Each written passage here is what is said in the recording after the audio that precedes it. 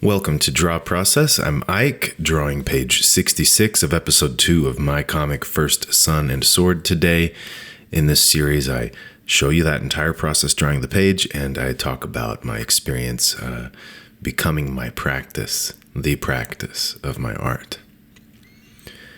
What we have here is Sword, one of the main characters. He has fallen into the water. He yells to the boy to jump to the boat to get away from the lizard man that's coming at him. That's Sun is his name. Very simple names here, right? Sword, and then the son is called Sun. And he jumps into the boat.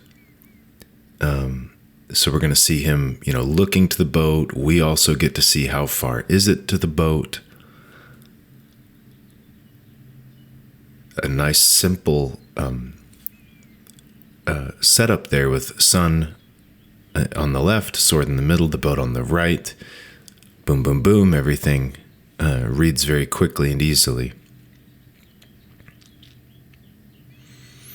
Remember, these are my thumbnails. This is the rough version. So I'm playing with what to do. The first thing that comes to mind is seeing him jump off of the dock. And I decided against that. I'm going to give you a close-up of him. It's the last one you're going to get on this page, I believe. So it felt nice. And you'll see as I'm throwing his head in, I'm shaping that panel just as much as it needs to be. It's wider on the right, narrower on the left, but everything's kind of as much as it needs to be. I'm looking for nice relationships between shapes, but not symmetrical. And not purely symmetrical. That would be a little inorganic. It would be a little unnatural.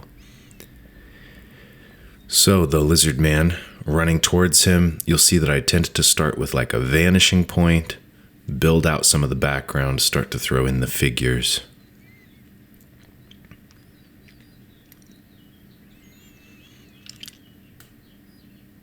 And so I'm really stretching out the tension here. The man yells, "Get in the boat." He jumps in the boat. I'm not going to do that. I'm going to stretch that out through the page.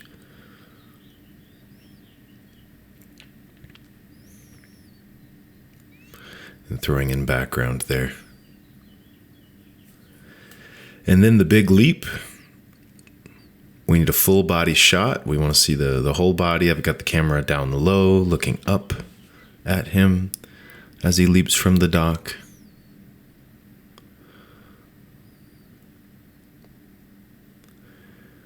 And then the way that he lands on the boat, he doesn't quite make it into the boat.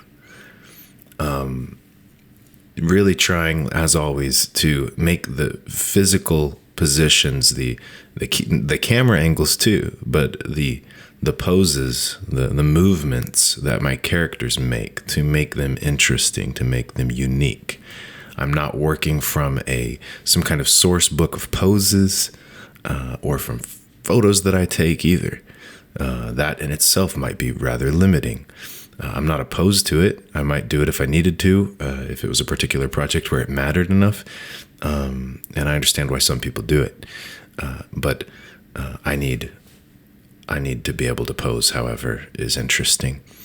So really trying to, the poses of my figures, their entire physicality, the whole presence they have is the acting. It's not just face expressions. And that's important for this to feel alive because it's still images. It's not animated. You don't hear their voices. In what way can I enrich that? Can I make it feel more alive? And now I'm coming in with a heavier pencil and a darker pencil and finishing up the pencils.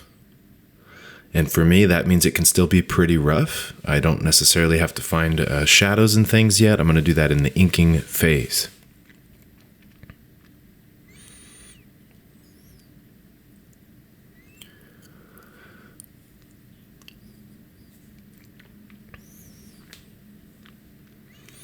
You can typically see the sense of a line, a gesture, a shape to each panel.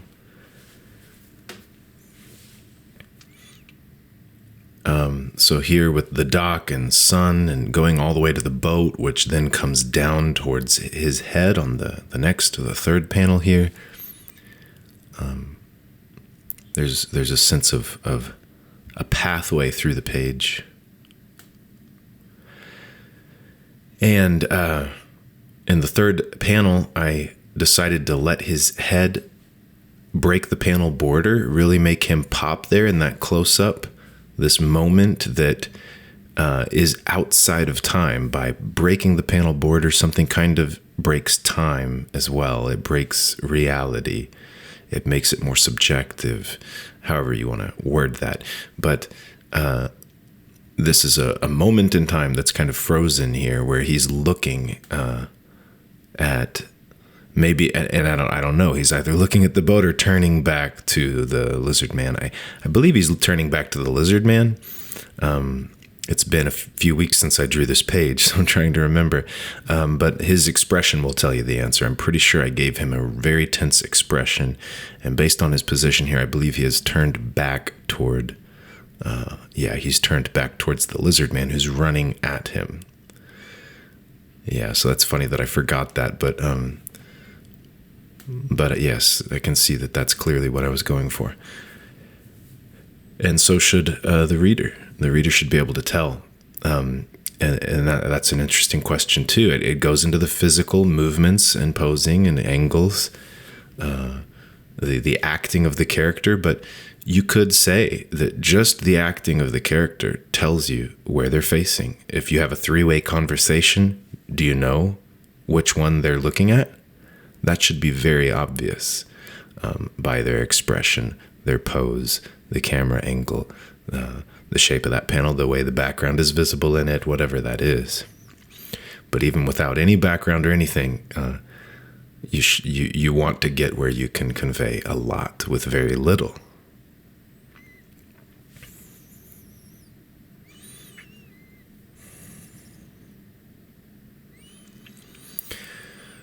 So I chose this particular angle here. Maybe it isn't the best one, but what I've got here is sun turning to the left, the bottom left, which is kind of a dead end. If you think of where your eye is going to go, where you're moving through the page, he's turning to the opposite direction, and he's also turning the opposite of where he's jumping in the next panel. That's potentially less than ideal. It can also be more dynamic because it's zigzag. It's this way, that way. So that can feel like he really turned and jumped. So maybe it works, right? It's rather a subjective experience. It's what you feel. Does it feel jarring? But I wanted this angle with the lizard man coming towards the camera, towards him. And I wanted you to get the full figure of the lizard man doing that in this shape of panel. It results in him turning to the left. It was kind of needed based on how I set up everything in this.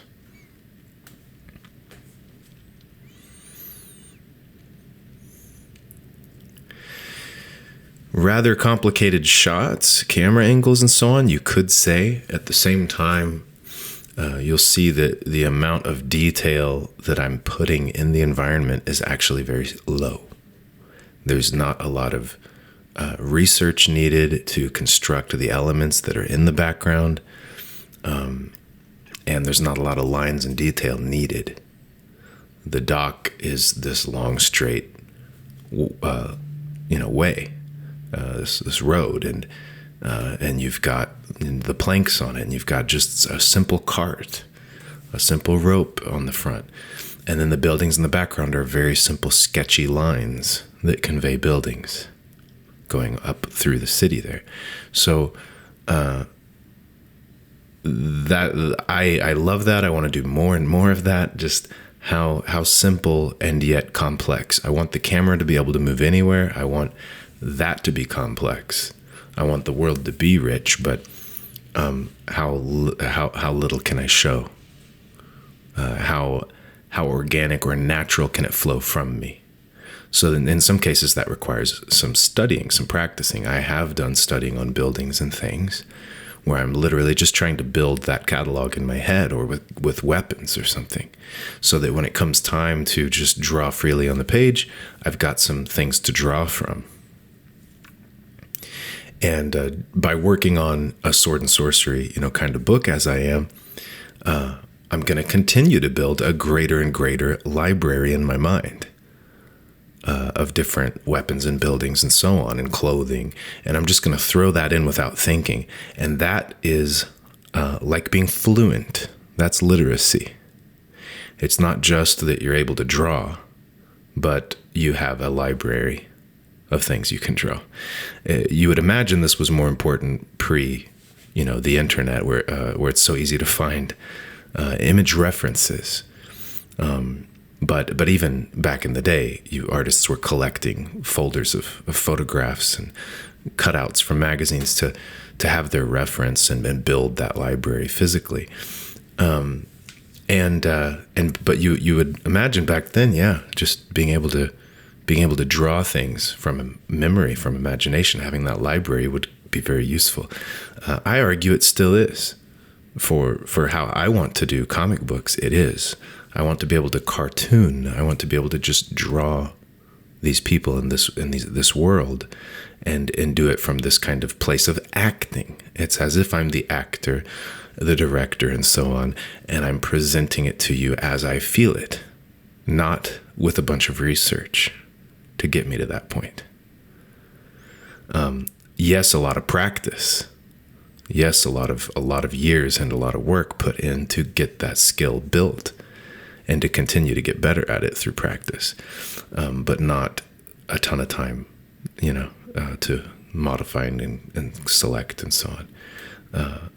In the actual panel or page that I produce, seems quite the wrong direction for me, because I want to produce a lot of pages with what little time I have. So I can't do that slowly. The whole point to me is to tell a story. It needs to be something I can do quickly. And I enjoy other artists and books who do the same. I'm actually thinking of a few books. I'm not going to name names, but I'm thinking of some books where maybe some image books over the years where maybe the artist gets rushed. They're got to hit that deadline, and you notice that they're using less reference, and it's getting kind of messier or simpler. And they probably look at that, and I know some of them have, talking to him, but they've looked at that and they think, I wish I had more time. I don't like how that looks. But that's actually where I've enjoyed their work the most. That's where they're really cartooning and drawing from imagination, and it's unique. It's very human in that moment. So that's funny how that works.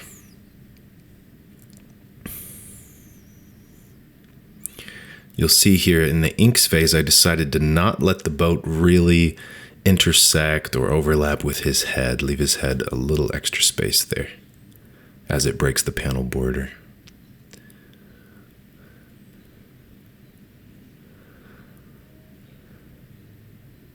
I've been thinking about other things other than my art and my practice. Not thinking enough about my practice as I used to.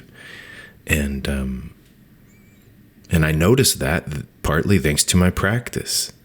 When it's time to sit down and do one of these videos, I'm not sure what I would say, because I haven't been living and breathing it.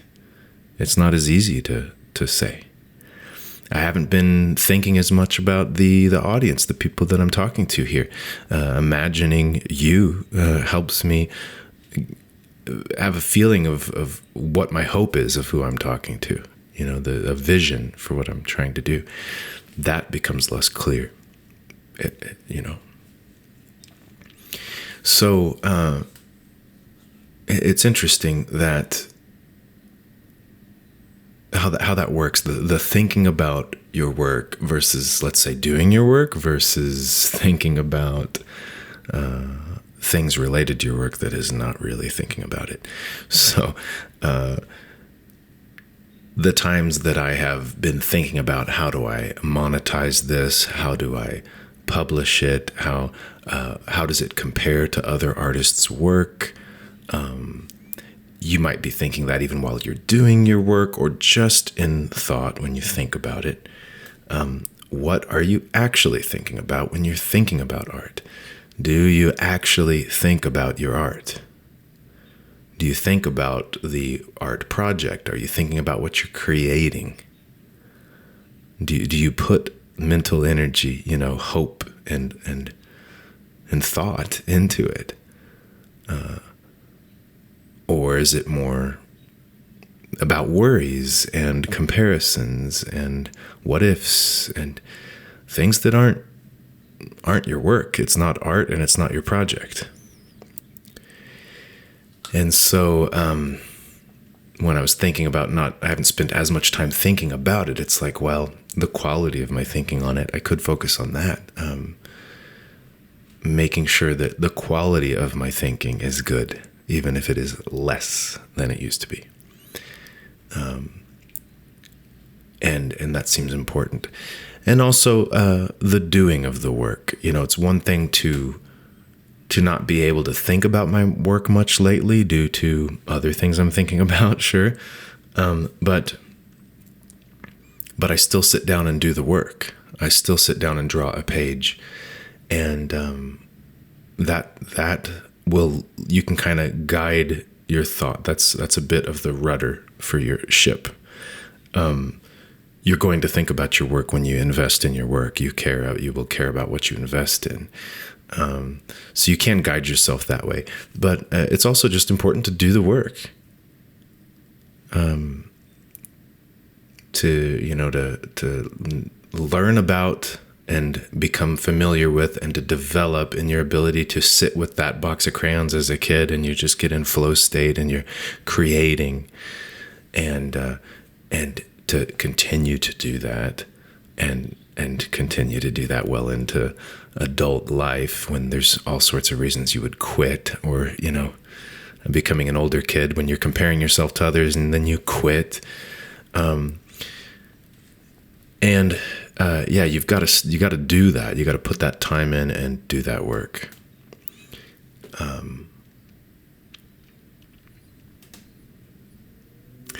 And that's one of the ways I like to think about my work. I like to think about, how am I doing it?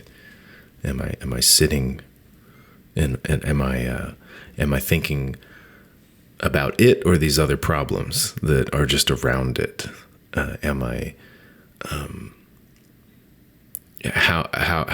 I actually sitting to do the work? Am I envisioning these characters really doing these things, or am I thinking about the problems of constructing a panel, or the speed at which I'm doing it, or something like that? I try to think about the work itself. What is the process I'm engaging in, the flow state I'm in, and how my work ends up looking based on these ways that I'm directing myself. When I choose to do these waves in the water here in a particular way, and facial expressions in a particular way, and, the rope, I'm doing more of an outline of the rope and then making it look like it was three-dimensional chunks of rope, of the strands of it. After the fact, what's the outcome of that? I'm doing it that way because it's quick, but how does it look in the end? And am I okay with that? Is that the essence of what I wanted to communicate? These kinds of questions I think about as I look at my work, especially after the fact. But even while I'm working on it, I'm like, okay, this feels right. How does that look? Okay, next thing. Here, throwing in shadow, these shadow hatching lines. I'm putting it under the front edge of the boat where it literally is in shadow, and then maybe I do it slightly differently when it's just the cast shadow from some of the boards, the benches of the boat. And how would that I'm imagining what that boat would look like, and with the sun cast at that angle with these pieces, and then how am I conveying it with these ink lines? Like, it's fun, and it's unlimited. It's an unlimited fun. When life gets hard, which it's not that hard for me right now. Life's just fine. But when life has gotten hard for me, it's great to have your work to fall back on. Like, no matter what problems you're struggling with in life, you have, no matter how poor you are, you have this rich universe that's full of meaning and history, and that's developing and changing, that you can engage in for very low cost. Some paper and some ink. And when life gets too busy or too fun in other areas or whatever, and you don't put the work in on your private universe here, you might pay a cost later. You don't want to give up. It's kind of like if you were an athlete and you gave up your physical health because you're raising a family or whatever. You start to give up your discipline, your practice, these things that are yours that you develop, and you start to lose yourself. You start to get out of shape and slow and depressed or whatever. And maybe life gets hard and you're like, I got to get back into that because I don't want to get into some addictive habit that's just draining and hurting me. I need to get into something productive. There is that kind of aspect of maintaining a practice. Anyways, that is it for this week, because this video is a little bit shorter than others because I actually drew the page more quickly. These are at 5 times the speed that I did it in real time. It just happens to be done, 8 minutes sooner this week. So that's it, and I'll see you next time.